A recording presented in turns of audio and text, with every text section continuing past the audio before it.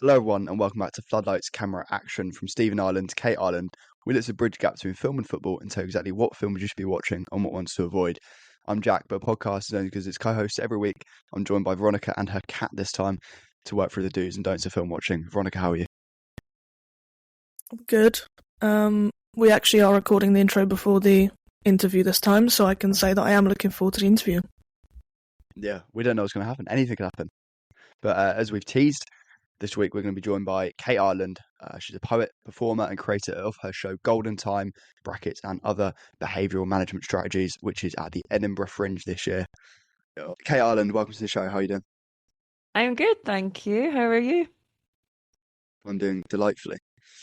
Now your show Golden Time and Other Behavioural Management Strategies, that is a mouthful, and I was really worried I'd cock it up the first time. In case our listenership might not know, can you tell them a little bit about the show and why they should go watch it at the Edinburgh Fringe this year? No Yeah. pressure, of course.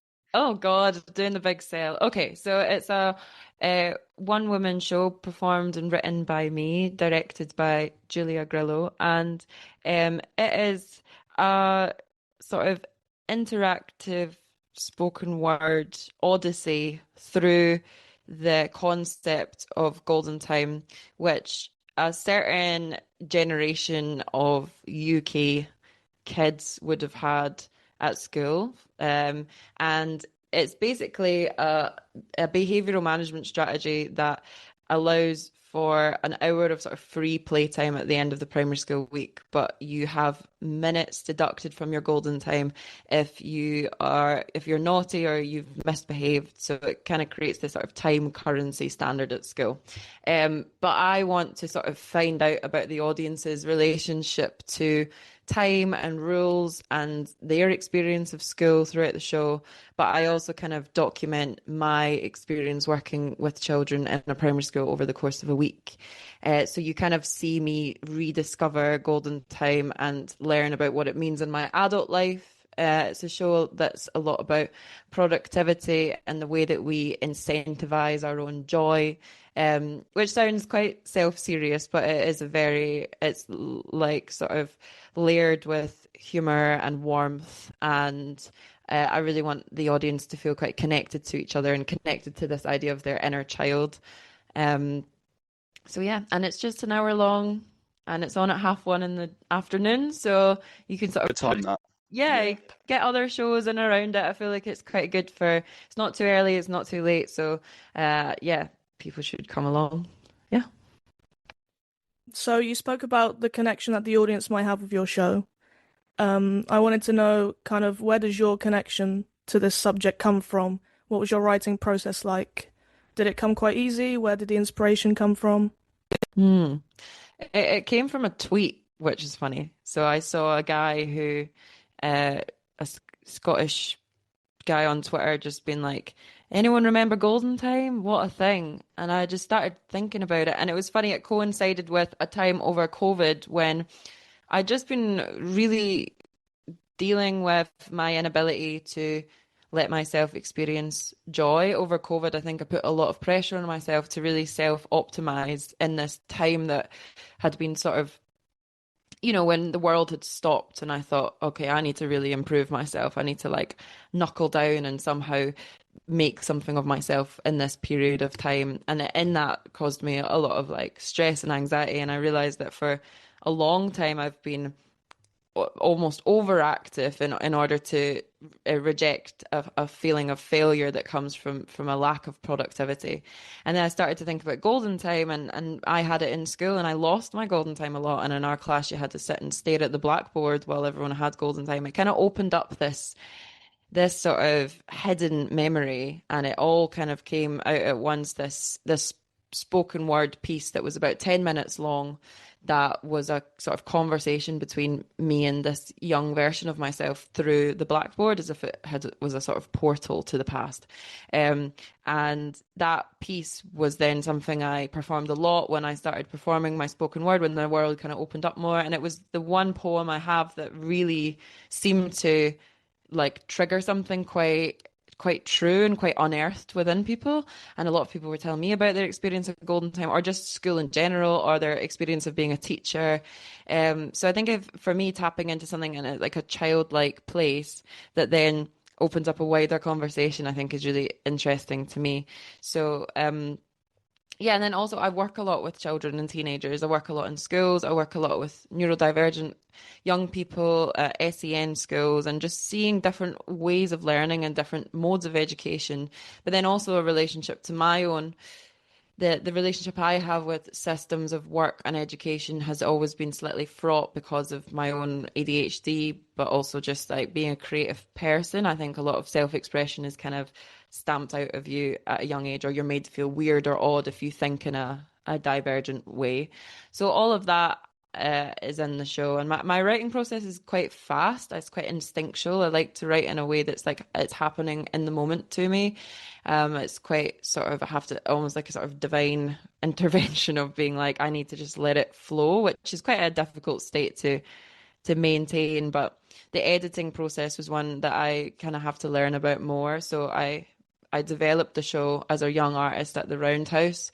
So they really helped me get to grips with story structure and how to explore themes without being too like prescriptive about it and saying too much.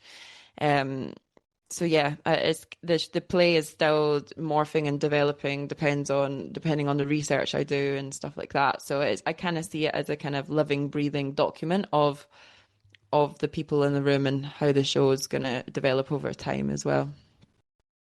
From the outside, it kind of feels like spoken word poetry is going through a bit of a boom at the moment. With shows such as yourselves, but as well as I'm a massive football fan, so I've always got the game on the weekend, and normally before the big match, there'll be like some kind of guy walking through a council estate, and he'll be rattling off some spoken word poetry, and it feels like it's music might have been that 10 years ago, but it feels like spoken word poetry is really coming into its own from the outside. I might be wrong. Where do you see the future of the art form going, and do you agree that maybe it's becoming more popular these days? Yeah, I think it is, and it's funny trying to figure out what it is about it.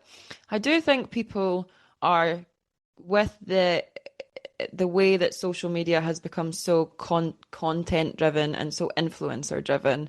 I think people really want a sense of what's real, what's like people's actual feelings and voice, and people want someone to kind of help them form their own emotions. I think spoken word can often give people permission to feel and say things that they might not have had the words for.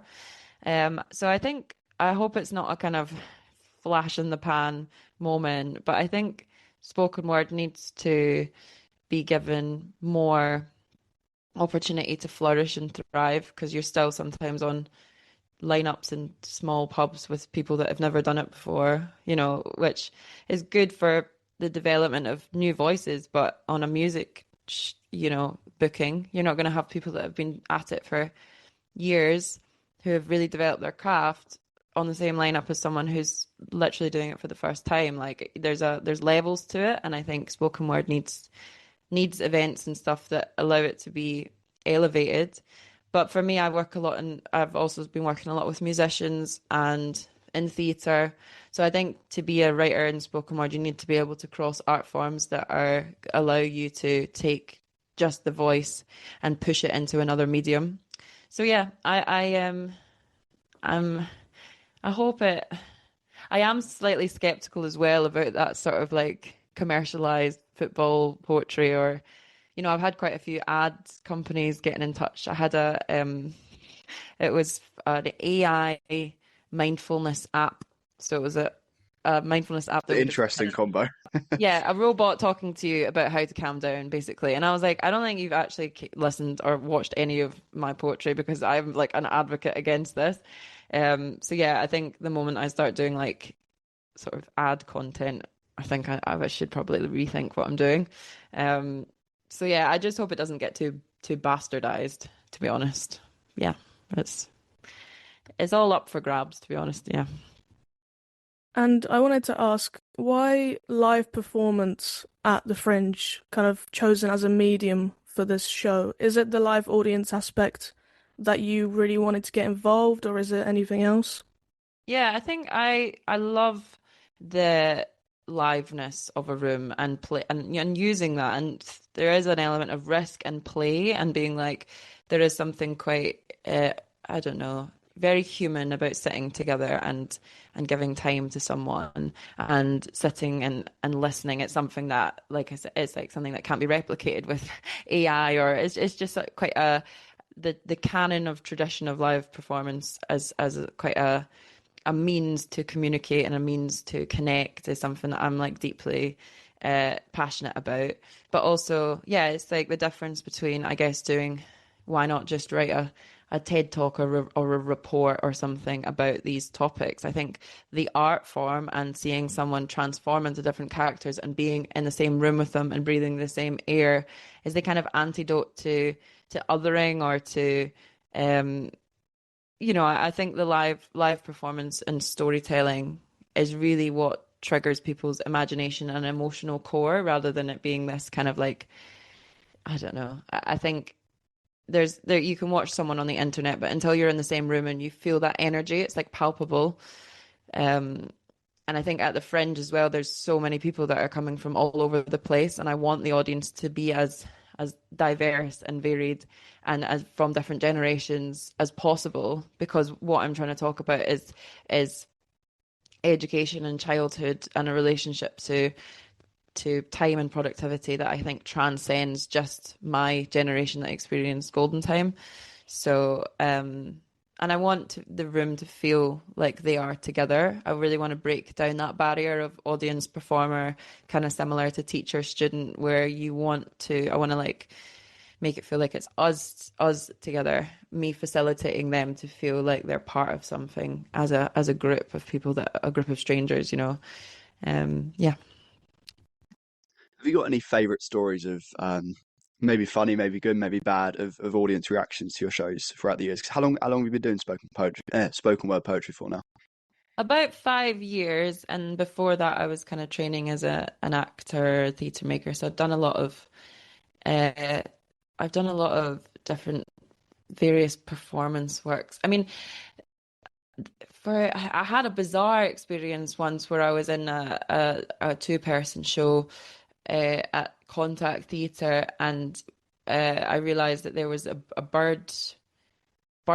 song playing when there shouldn't have been, and I was kind of looking up at the tech box like, oh, I didn't realize we'd added bird song into the opening of the show, and it persisted throughout the entire show, like a sort of low level tweet tweet tweet, kind of Just low natural. enough where it's you like, am I hearing things or Yeah, well, it's kind of naturalistic sound as well. It wasn't like really automated, so and I had a bit of like, and I was like, "What the fuck is this?" And then the tech man was looking at me like, "It's not me," and my co-actor was just, we were like, "What the hell?" And then we realized it was someone's alarm that they'd kept playing throughout the entire show, but no one knew who it was. We thought that maybe someone was trying to sabotage us.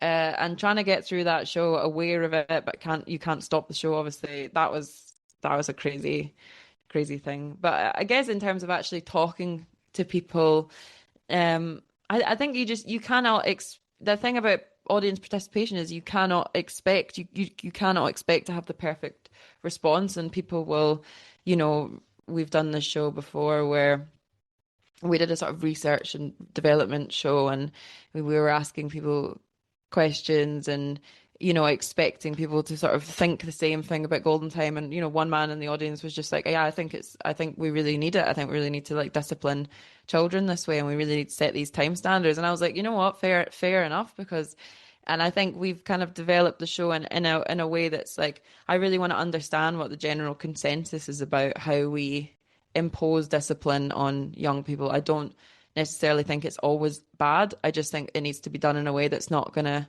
completely, ruin their self-esteem or so. Yeah, it's it's really interesting to work with an audience and see and not know what's going to come out of their mouths.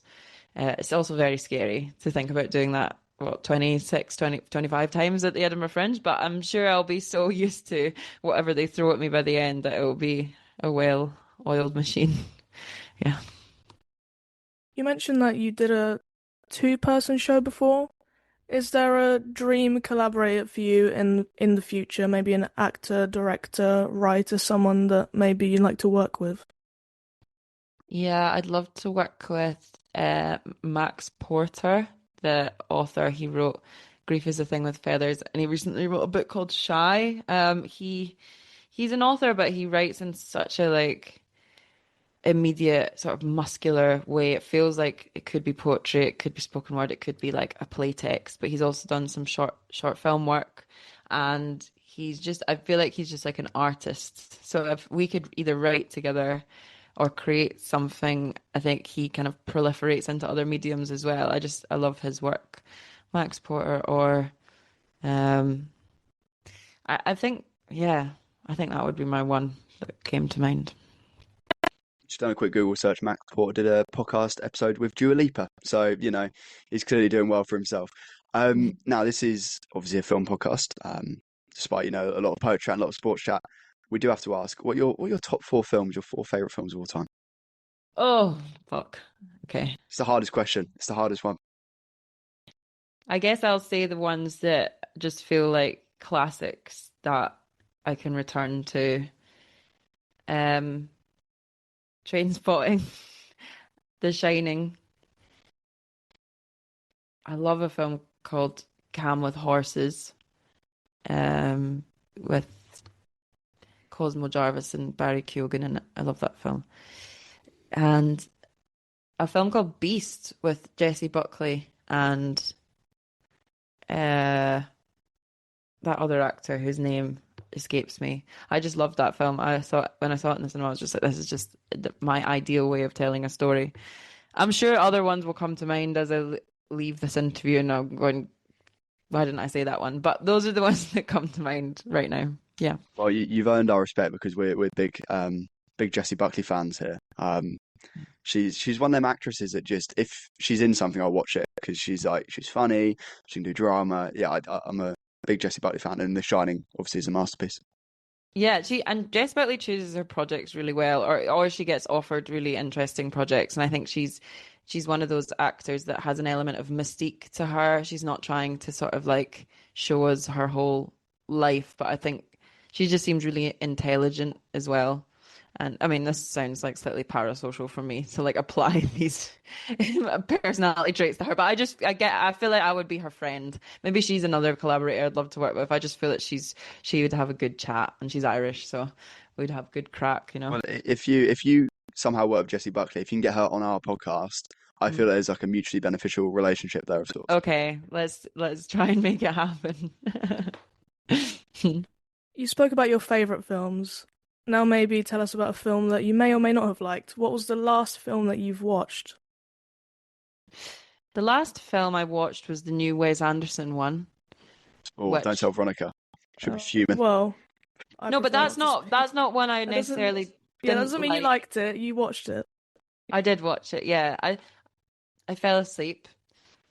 I usually fall asleep at Wes Anderson films, but I don't think that means they're bad. I just find them like they lull you in, and I never know what's happening with the plot. And I feel like I am quite like, I'm not above. I just think I never know where the plot's going, but I do find them quite calming and sweet and specific, and I really appreciate them. I just don't know if I like. My heart is never racing watching a Wes Anderson film. They look nice, but they're not for everyone. That's how I Exactly. describe a Wes Anderson film.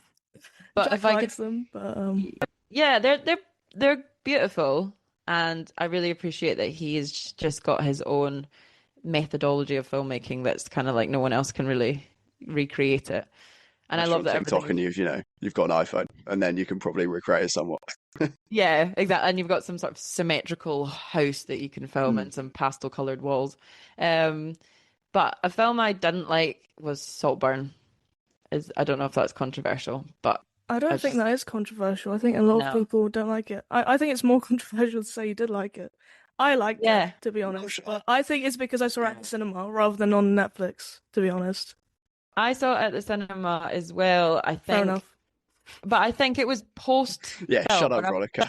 No, but I enjoyed it at the cinema. I enjoyed it as a like fun thing to do at the cinema. People were gasping. It was more the way that people online were having this discourse as if it was like the most That can mind-bending. ruin a film completely. Yeah, people talk about this. It was like no, like this art house psychosexual. I was like, the plot was jack fucking bullshit. Sorry if I'm swearing, but like, No, you're fine. I I drop the just C-bomb roughly one time an episode, so I think you're all right. okay. I just thought it was so self-important for something that was like really badly written, and it was kind of like a Pinterest board of a film, and it was like trying to be talented Mr. Ripley, but failing. Um, I just found it annoying the way that loads of maybe people that this sounds snobby, but people that maybe don't care about cinema had their little taste of like a movie shot in film and thought that they were then connoisseurs of art house cinema. And I was like, it's not that. It's middle. It's a mid-brow film, and it should comfortably sit in that category, and that's fine. Some things are just comfortably mid-brow, Yeah. middle of the road, and they shouldn't be elevated above that. So sorry, Veronica. That's my Well, okay, it wasn't one of my favorites, but I thought it was okay before I went online and read other people's opinions, and I feel like there's always one film a year where you'll watch it and you'll like it, and then you'll go and you'll see what fans of it are saying, and then you kind of want to distance yourself from it. That's yeah, the that's kind very of true. film that it is. Yeah. Well, can I just jump in very quickly on Wes Anderson? Because I'm a big will admit, I think his writing has gone drastically downhill. I remember his earlier work, like the Royal Tenenbaums, Darjeeling Limited, Rushmore, when he was kind of working with Owen Wilson quite a lot. That his writing was very emotionally effective, and I feel like it's not quite there. But yeah, I'll hold my peace. Everyone's entitled to their opinion on Wes Anderson. I'm not going to gatekeep discourse. I'm not, everyone's entitled to an opinion. I hate Well, that discourse.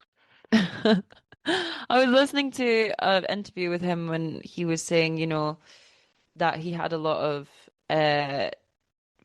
things he needed to do in order to make a film, a commercial success, or people that he had to sort of answer to.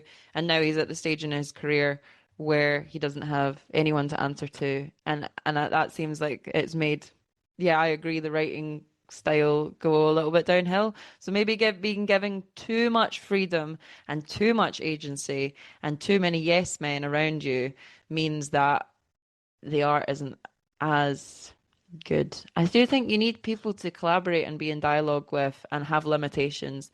Limitation is stimulation, that's what someone told me. And if you just give someone free rein, then yeah, I've watched the last couple of Wes Anderson, like the French Dispatch, the That is not a good film. French Dispatch is not a good film. I liked Asteroid. I loved Asteroid City. I liked Phoenician, but I think yeah. I mean, I look at like French Dispatch, Moonrise Kingdom. I didn't really like. He is kind of. I'm a fan of him, but I think he's got lost in the sauce a little bit. And as you say, when you are kind of given not unlimited budget, but unlimited, power over your projects, you maybe do take your foot off the gas a little bit, and you're not as creative in your problem solving. Whereas you look at quite opposite end of the spectrum. You look at like a student filmmaker, for example, who's working on no budget at all. You've got to be creative with the way you work, and you've got to kind of make sacrifices, and ultimately that can make your art better, or at least different to what you've done before. for sure. Yeah. And I feel like I have to like loop that back to sort of like my work, because me and Wes are so similar. But just like I know that when I felt like no one was listening to my work and no one cared about it, I was really like fighting to like push myself to constantly be writing, learning the words, adding sort of, and then now that I am slightly more comfortable with knowing that I have more of an audience and have more opportunities, it is funny how you don't feel like you have to like fight to be liked, and it makes you more comfortable with what you're doing, and rest a little bit more, because before I was just like breaking my back trying to like have all these projects happening at once just to be known. But I mean, I'm still super busy all the time, but it's funny how things change, I guess. Now, kind of to wrap up, maybe I guess we have 10 minutes left.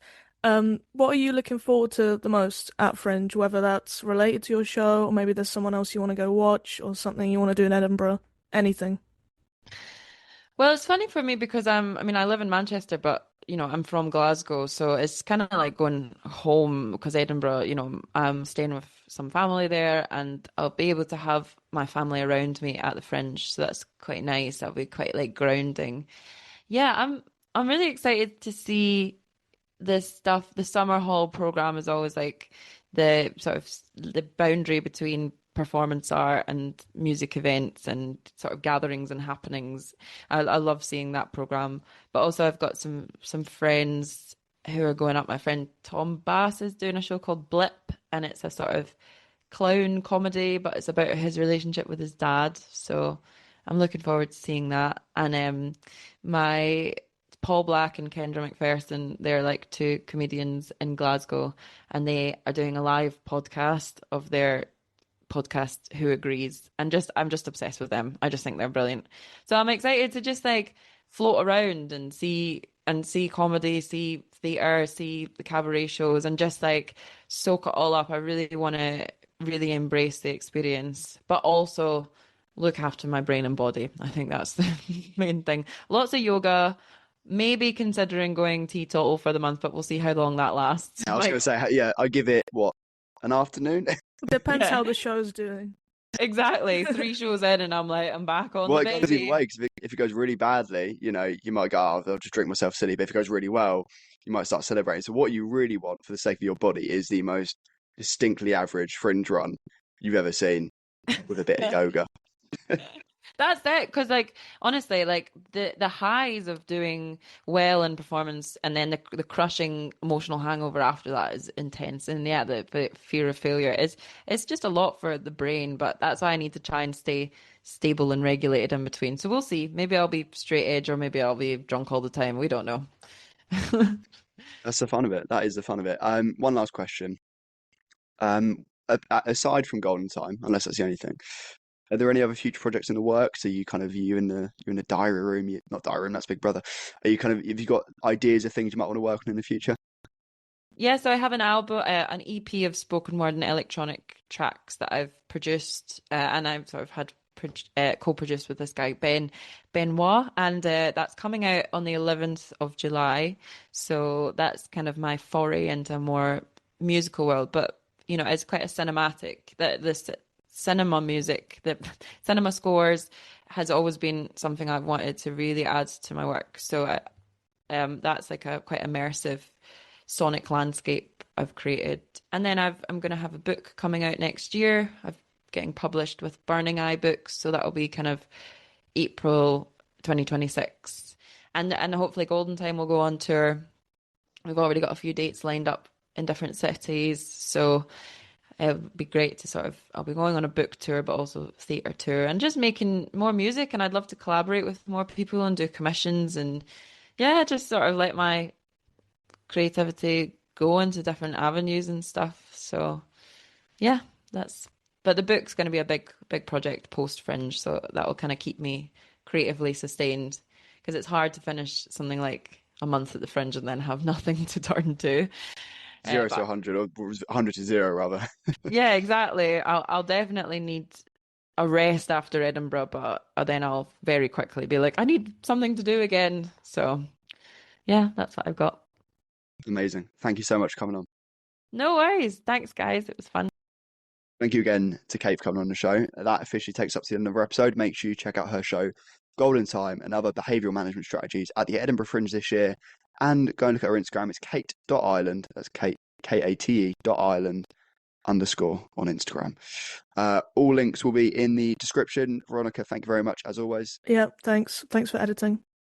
That's fine. It's, someone's got to do it. If there's any mistakes, blame me. See you next week. Keep watching and keep consuming.